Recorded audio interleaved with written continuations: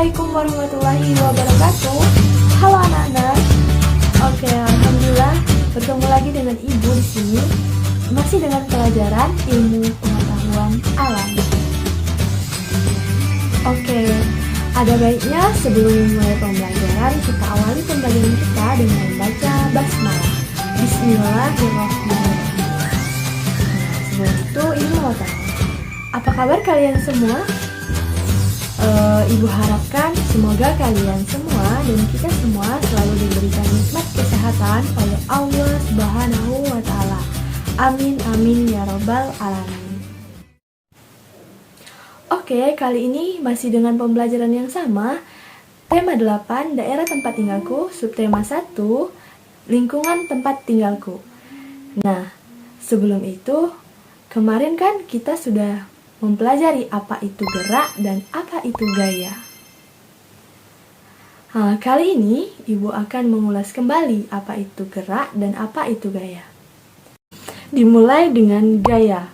Gaya adalah tarikan atau dorongan yang diberikan pada suatu benda. Sedangkan yang dinamakan dengan gerak adalah perpindahan tempat suatu benda dari posisi awal ke posisi lainnya karena pengaruh gaya.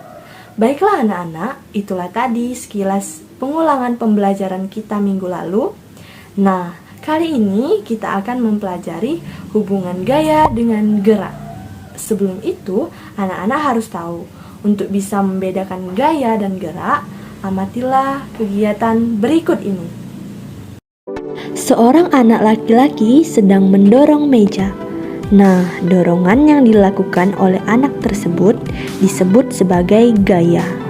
Perpindahan posisi meja dari kanan ke kiri, itulah yang disebut sebagai gerak. Jadi, meja itu bergerak karena adanya gaya dorongan dari anak laki-laki tersebut.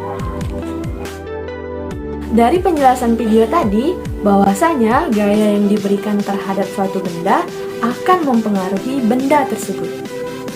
Selanjutnya, apa saja sih pengaruh gaya terhadap benda? Oke anak-anak, berikut merupakan contoh pengaruh gaya terhadap benda, yaitu gaya mempengaruhi benda diam menjadi bergerak. Nah, contohnya saat kita membuka dan menutup pintu, gaya tarik dan gaya dorong membuka pintu yang awalnya diam menjadi bergerak membuka atau menutup. Selanjutnya, gaya mempengaruhi benda bergerak menjadi diam.